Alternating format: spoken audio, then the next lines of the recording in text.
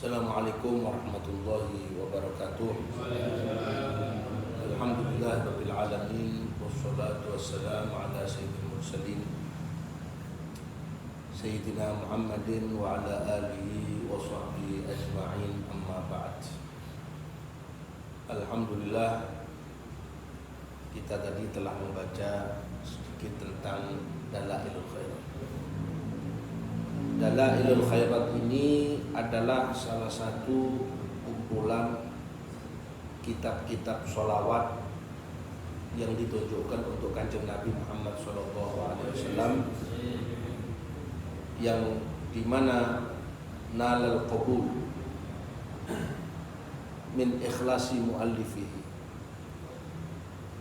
Kitab ini ditulis oleh Sayyidina Imam Al-Kutub As-Sayyid Al-Sharif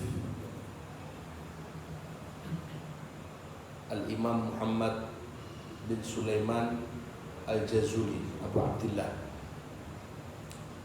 salah seorang ulama dari kota Jazula di daerah Marrakesh, itu di daerah Fas, dekat Fas sana.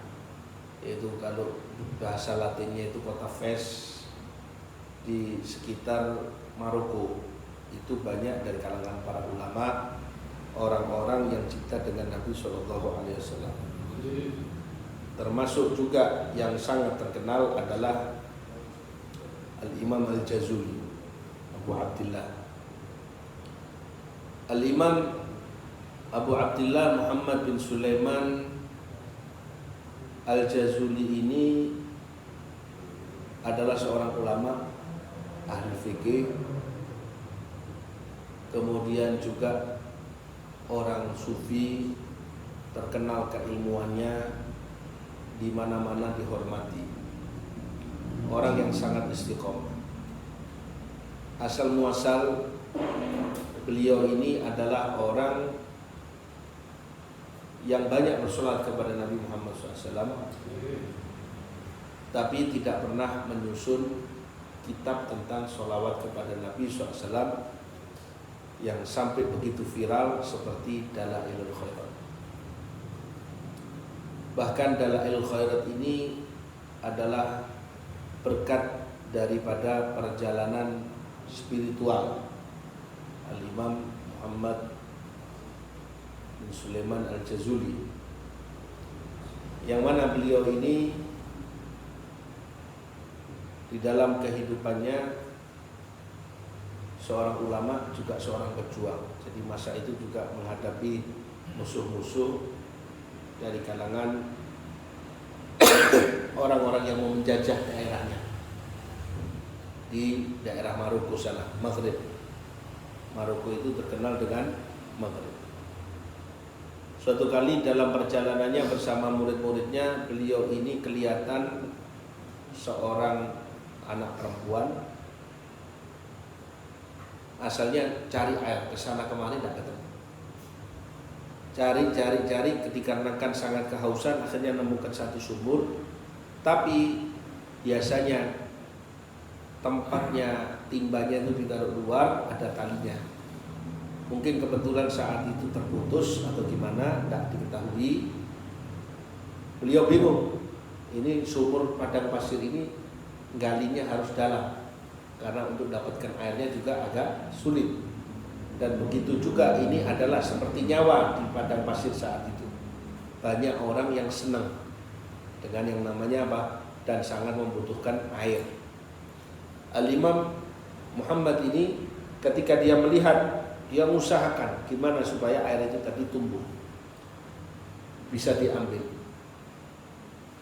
Ada anak perempuan dekat pemukiman di padang pasir itu, kelihatan, ya, kelihatan siapa orang-orang ini kok dekat di tempat air, dekat sumur, tapi airnya kok nggak muncul-muncul. Kasihan mereka, anak kecil, perempuan. Kemudian ditanya, ini lagi cari apa? Lagi cari air. Ada timba nggak? Oh, di sini biasanya kalau ngambil air nggak perlu timba. Kaget. Kok bisa ngambil air nggak pakai timba? Bisa. Gimana caranya? Diludahi sama anak perempuan. Tempat sumur ini tadi diludahi. Diludahi muncul, airnya itu naik. Jadi kayak mancar dari bawah mancar ke atas. Dengan begitu deras. Ini orang berilmu.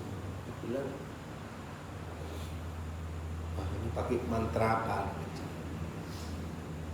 Sampai dia tanya, wah kok saya segini usia saya, perjalanan spiritual saya dari guru ke guru sudah lama kok saya nggak dapat yang didapatkan anak muda, anak perempuan ini tadi.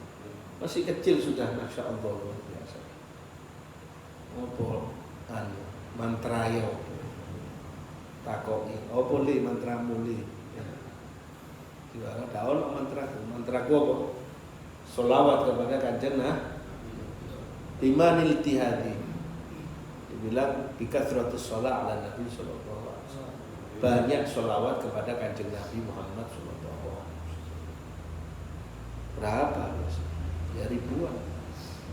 Bisa 10.000, bisa 15.000. Jadi kami nggak pakai nunggu lagi. Cukup diludahin, airnya muncul dengan sendirinya. Kami bawa ke rumah. Apa sahabat? Ya, otomatis orang yang banyak bersolawat kepada Nabi SAW.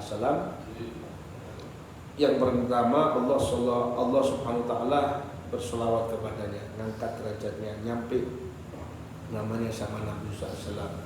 Disampaikan pahala untuk dirinya, untuk orang tuanya. Kemudian jaminannya diampuni dosanya, hajatnya dikabulkan, semuanya diberikan oleh Allah berkat sholawat kepada Rasul Sallallahu Alaihi Wasallam. Akhirnya mulai dari situ tergerak, terusik hatinya. Kok bisa dapat derajat seperti ini? Ya kalau begitu mungkin saya kurang sholawat kepada Kanjeng Nabi Muhammad SAW. Saya harus banyak bersolawat. Dari situ mulai beliau nyusun, karena berdasarkan dia seorang ahli fikih, seorang hadis, tahu riwayat-riwayat hadis tentang sholawat kepada Rasul SAW. Ada riwayat sighah sholawat, bentuk sholawat dari Kanjeng Nabi, sholawat Ibrahimiyah, itu ada 16 riwayat. Allahumma sholli ala sayyidina Muhammad wa ala ali sayyidina Muhammad kama shallaita ala sayyidina Ibrahim wa ala ali sayyidina Ibrahim wa barik ala sayyidina Muhammad wa ala sayyidina Muhammad kama barakta ala sayyidina Ibrahim wa ala ali Ibrahim fil alamin innaka Hamidum Majid. Itu kan satu. Ada lagi nanti berbeda lagi. Dimulai sama beliau ini, mulai tergerak hatinya untuk nulis sholawat kepada Nabi SAW, dikumpulkan di dalam satu kitab. Diambilkan pertama sholawat yang dari Nabi, kemudian sholawat yang dari para sahabatnya Nabi. Sayyidina Abu Bakar punya sholawat sendiri, Sayyidina Umar, Sayyidina Utsman, Sayyidina Ali. Kemudian para sahabat, para tabi'in, baru di bawah mereka kalangan para aulia, para wali-wali Allah, ya. Dan juga ada di salah satunya itu juga yang beliau tambahkan bagaimana sholawat ini tadi. Kemudian ada perubahan-perubahan, istilahnya dikoreksi, ada perubahan, ada tambahan, ada pengurangan, dan seterusnya seperti itu sampai ditulis Syawaratul Anwar, Dalailul Khairat, ya, Dalailul Khairat ditulis dengan kalimat apa? Dalailul Khairat, dikasih nama Dalailul Khairat, tentang ibadah para sadat, orang-orang pemimpin kalangan para ahli ibadah. Sehingga Dalailul Khairat ini sampai terkenal, sampai beliau itu i'tikaf kholwat selama berapa tahun. Kerjaannya ya zikir, ibadah kepada Allah, dan tiap hari nggak pernah lepas daripada baca Dalailul Khairat karangannya sendiri.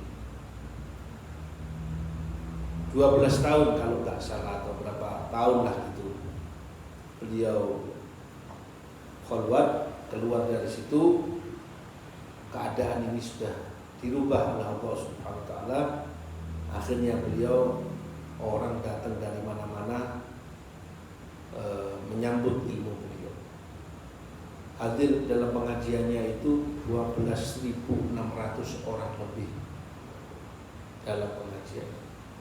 Mereka adalah orang-orang yang sangat setia dan selalu bersama. Jadi beliau ini beribadah, ngajar, juga berjuang. Jadi kadang sesaat keluar di medan perang. Sampai pada suatu saat, setelah bermanfaat ilmunya, banyak yang ambil ilmu, menimba ilmu, nampak karomahnya, tulisannya juga banyak tentang akidah, tentang usul fikih, tentang banyak hal lah yang ditulis. Sampai pada suatu saat, ketika dalam salah satu perjalanan di dekat Jazula, keluar dari kota Jazula itu sedikit dekat kota Fes sana, beliau wafat. Wafatnya ya berbagai macam riwayat, ada yang mengatakan karena racun, ada yang tidak senang diracun, meninggal. Sudah mencapai derajat sebagai wali kutub, namanya Al-Imam Jazuli gitu. Ya, mencapai derajat sebagai apa? Wali kutub. Derajat yang tinggi di sisi Allah Subhanahu wa taala. Sudah sampai di derajat yang tinggi seperti itu, musuhnya masih dimaafkan. Tidak ada tuntutan, tidak ada. Setelah itu dimakamkan di tempat dia wafat. Dimakamkan di situ. Setelah 70 tahun, warga kotanya dia, ya, yang sekarang jadi makamnya itu, kepingin supaya beliau ini dipindahkan. Akhirnya tarik ulur, sepakat setelah 70 tahun digali lagi kuburannya, utuh, tidak dimakan,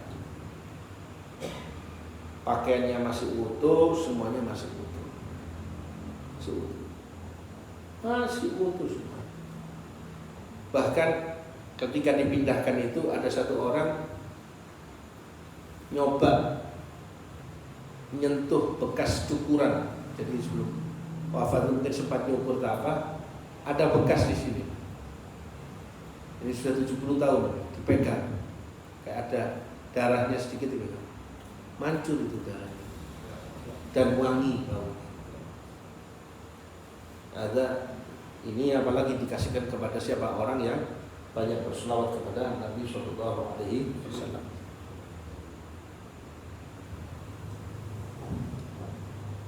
Sehingga itu adalah suatu hal yang biasa dan yang disimpan oleh Allah untuk kalangan mereka ini yang lebih besar, bahkan lebih banyak, dikarenakan orang-orang ini banyak bersolawat kepada Nabi Sallallahu Alaihi Wasallam. Bahkan di awal-awal tahun 80 atau tahun 70-an, akhir tahun 70-an atau di atas itu sedikit, pernah terjadi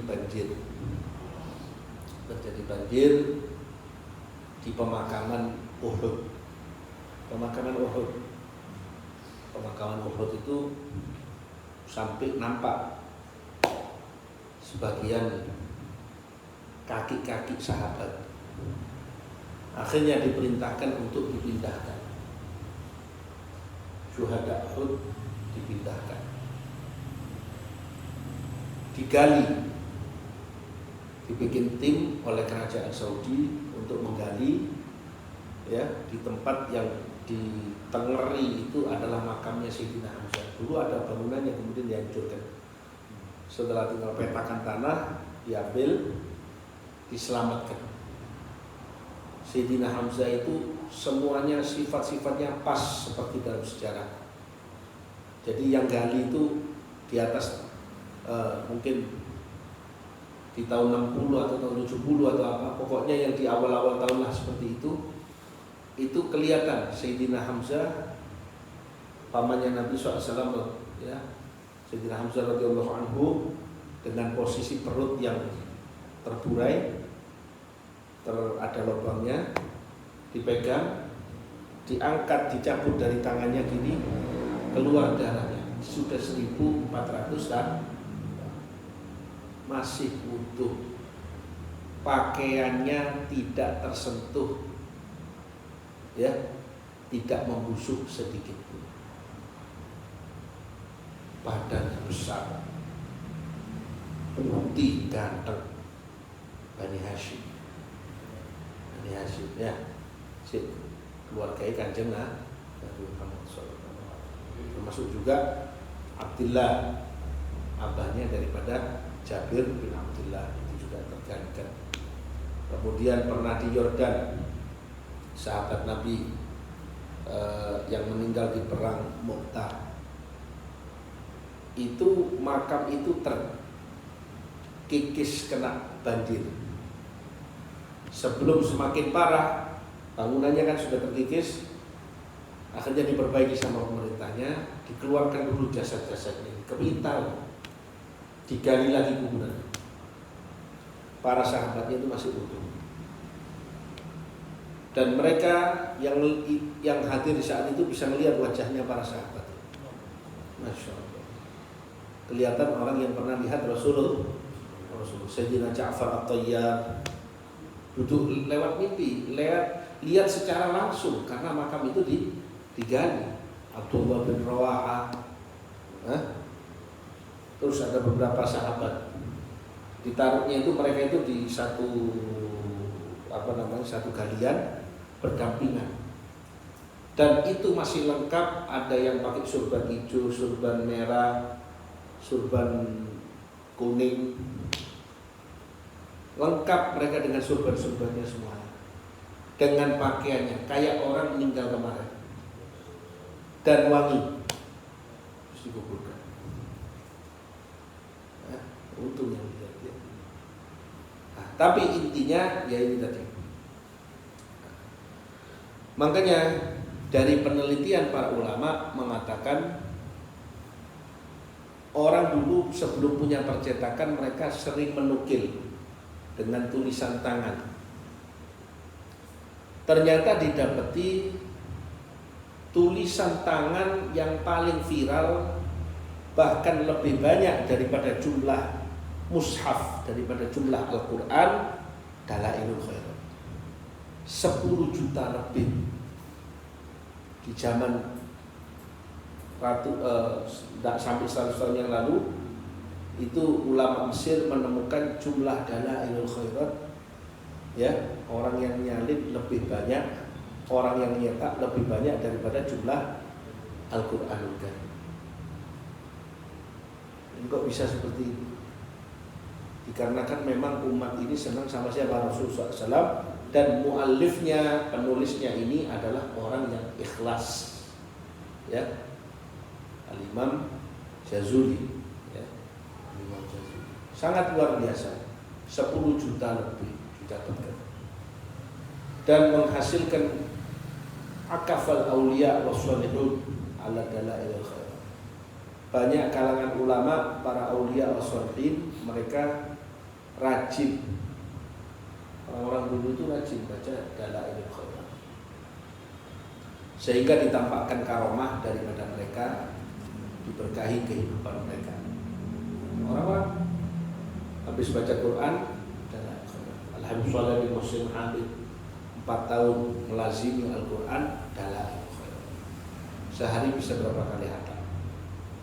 Habib Abdul Qadir bin Qutban As-Segaf, gurunya Habib Abu Bakar Segaf, setiap hari 5 kali tiap habis sholat. Habib Abdul Qadir bin Alwi Tubar 5 kali hatam tiap hari, sholat ngaji. Habib Abdul Qadir Qutban tiap hari hatam. Habib Ahmad bin Anwar Habsyi juga sampai namanya ini diangkat sama Allah Subhanahu wa taala jadi derajat yang tinggi dikarenakan kunci di antara kunci sukses yang disebutkan mesti di situ dituliskan karena yahtib dalail khair, suka menghatamkan dalail. Ya. Al Habib Ali Al Habsyi Syaikul Maulid Simtud Duror, kita baca yang kita ngambil berkahnya dari Simtud Duror. Ketika ziarah Nabi SAW sampai ditemani oleh hadirat Nabi SAW dalam keadaan terjaga. Sebelumnya itu menghatamkan 7 kali Dalailul Khairat sekali duduk. Habib Ali Al-Habsyi. Dalailul Khairat berapa? 7 kali. Kalau kita lihat orang menghatamkan Dalailul Khairat model cepat 3 jam atau tak sampai itu. Jadi ibaratnya itu seperti bacaan selama 1 minggu. Seninnya dibagi 2, sisanya Selasa, Rabu, Kamis, Jumat, Sabtu, Minggu, Senin balik mana, dan seterusnya seperti itu. Dan karomahnya adalah Al-Khairat ini juga banyak dan sangat luar biasa. Karena itu sampai dikatakan di daerah Mekah itu ada keluarga dibilang Ashabud Dalail. Kerjaannya suka baca dalail. Kebanyakan yang rajin baca Dalailul Khairat, kebanyakan katanya Syekh Yusri Jabr Al-Hasani, seorang ulama masih ada sekarang ini. Beliau ini seorang ulama dari Mesir luar biasa. Beliau mengatakan kebanyakan daripada mereka setelah dimakamkan berapa tahun digali, orang-orang yang rajin Dalailul Khairat ini utuh jasa. Ya banyak para kiai kita, para ulama banyak. Bahkan mereka punya sanad-sanad lebih sampai kepada siapa? Sang penulis sendiri. Bahkan banyak kiai-kiai kita nyalin dengan tangannya sendiri.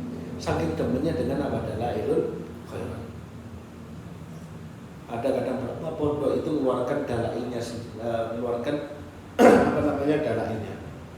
Al Habib Nuh Al Habsyi kemarin adalah Habib Muhammad bin Idrus Habsyi. Ada buku cetakannya sendiri, cetakan lama Dalail dengan karomah yang sangat luar biasa yang begitu banyak. Apa itu tadi? Dalailul Khairat. Ya kita tidak sampai kita habiskan. Lawang yang baca per hari itu. Jadi untuk hari Selasa 10 halaman atau hari Rabu 15 halaman.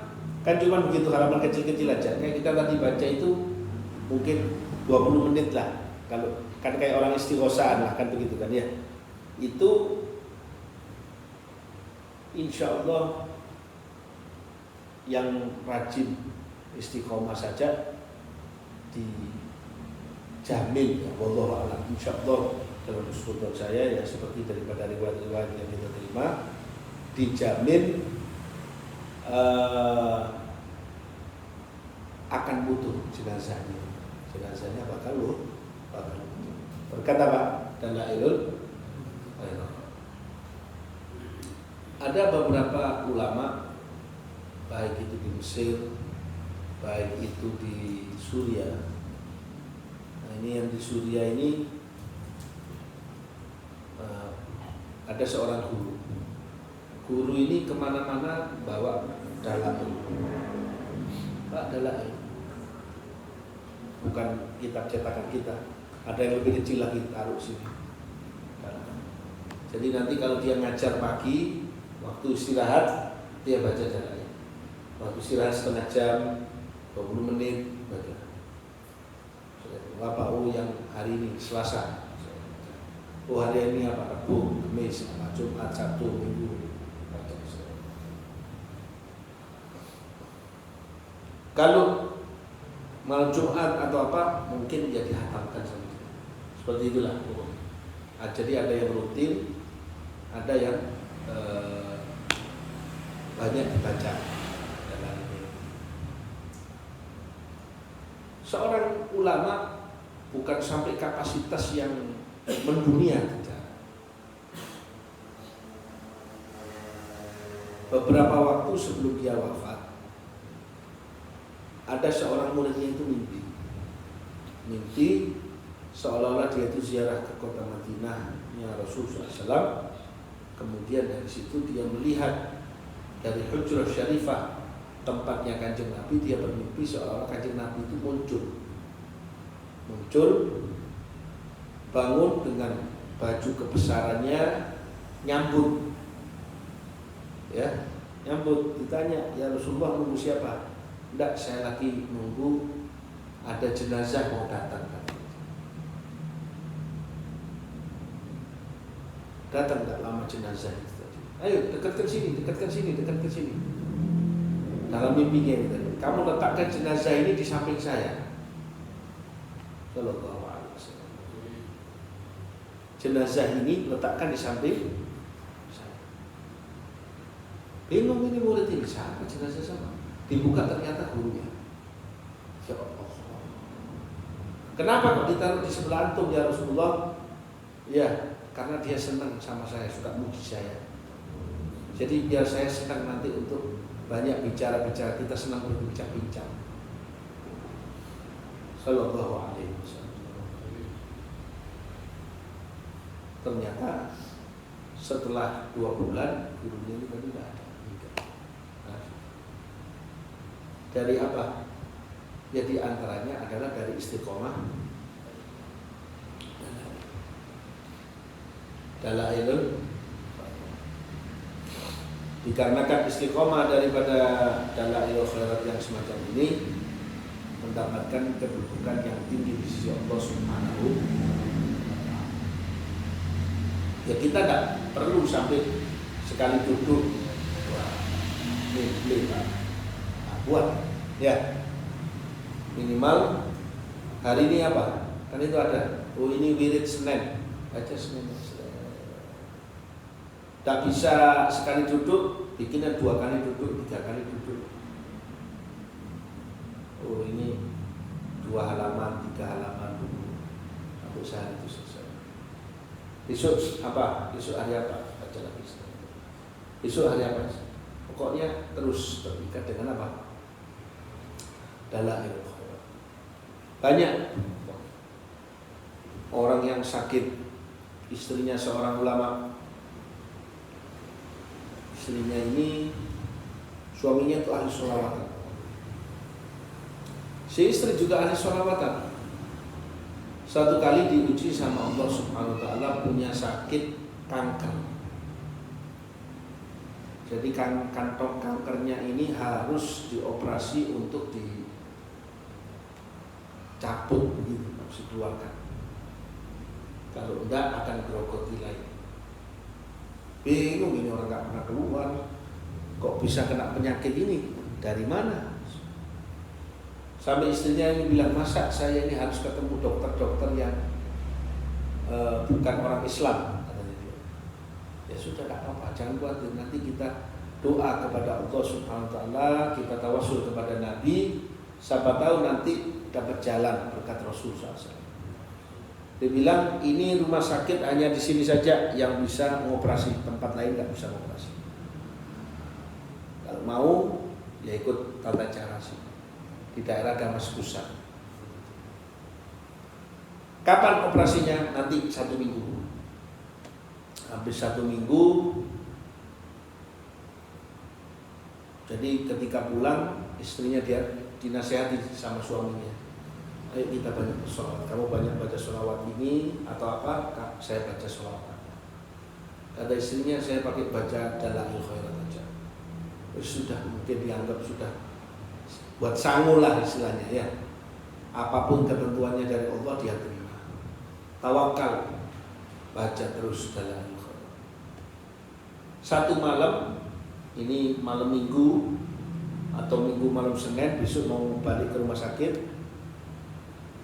Ya, kan sudah 1 minggu. Malam harinya dia mimpi Rasulullah SAW istrinya.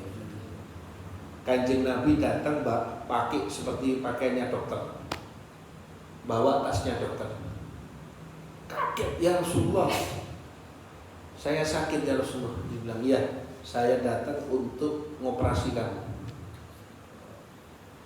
Tidak tahu itu bagaimana, pokoknya dalam mimpi itu bilang, nih kamu sudah selesai saya operasi, ini penyakitmu. Senang. Karena apa? Mimpi Rasulullah. Anggapannya dia, insya Allah besok operasinya berhasil. Karena biasanya operasi gitu tuh nggak 100%. Ya, nyoba, ya kan, siapa tahu berhasil. Sudah dipersiapkan ruang operasi ini apa segala macam. Sebelum dioperasi, suaminya minta tolong observasi lagi, scan ulang atau apalah, diperiksa lagi lah, periksa lagi. Habis diperiksa itu dokternya ngamuk-ngamuk. Loh, kenapa kok marah-marah? Loh, sampai kan sudah saya bilangin, jangan dibawa berobat ke luar negeri, cuman di sini. Kan sudah bikin janji untuk dioperasi di sini. Ini apa ini? Kok sudah dioperasi? Loh, enggak, saya tak kemana-mana. Saya sama istri saya di rumah. Lah ini mana penyakitnya sudah hilang, nggak ada. Bahkan benih-benih kankernya juga sudah nggak ada. Rontok semuanya, habis semuanya. Ditanya, kata suaminya, diceritakan di dokter-dokter itu, ada sebagian dokternya yang nggak Islam. Dibilang dari berkat baca sholawat, daripada ini orang muncul dari orang hati yang ikhlas, akhirnya bisa merangi harta yang nggak beriman masuk Islam. Kaget kalau ini siapa yang mengobati? Rasul Shallallahu Alaihi Wasallam. Berkata adalah ilmu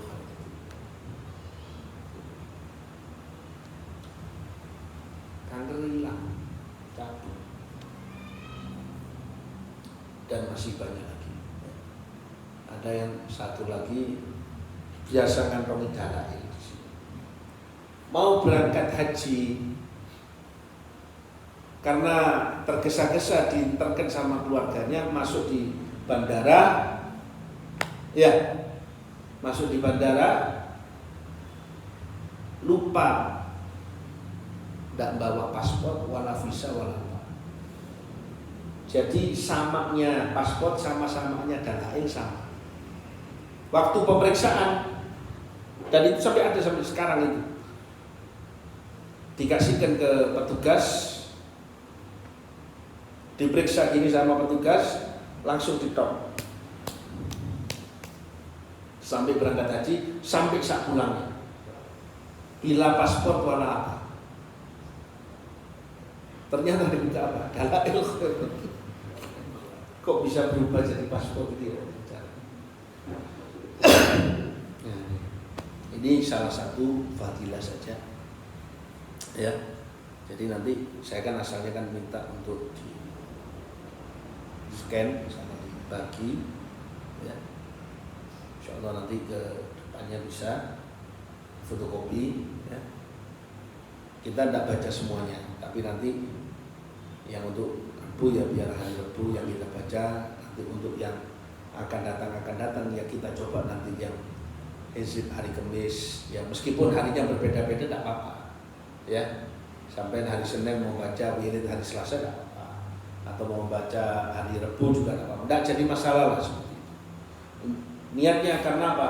Ya karena apa? Yakin diterima. Soalnya yang ada di dalamnya itu adalah sholawat kepada Rasul Sallallahu Alaihi Wasallam yang sudah pasti tidak akan ditolak oleh Allah Subhanahu wa Ta'ala. Sampai ya, itu.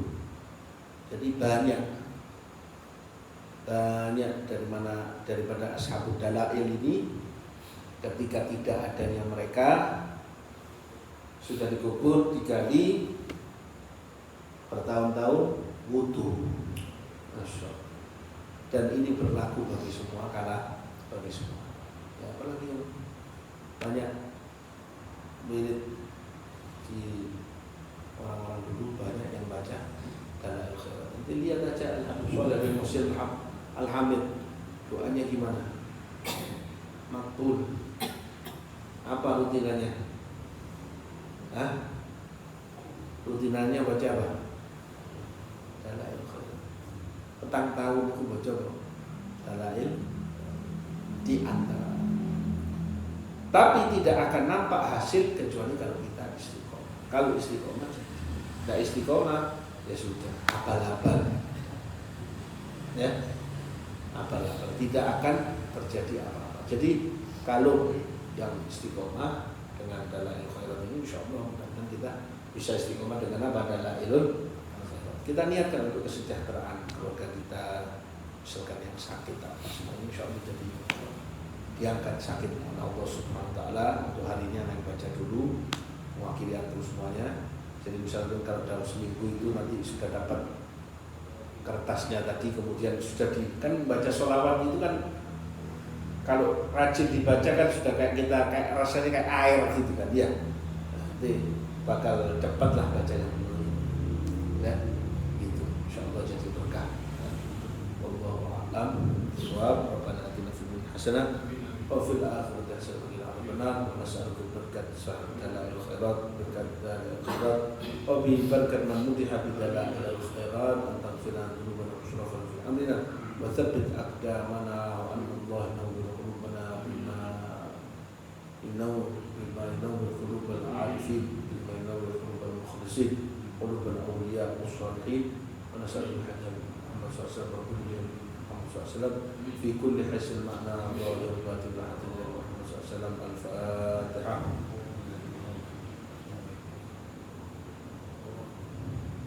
Wassalamualaikum warahmatullahi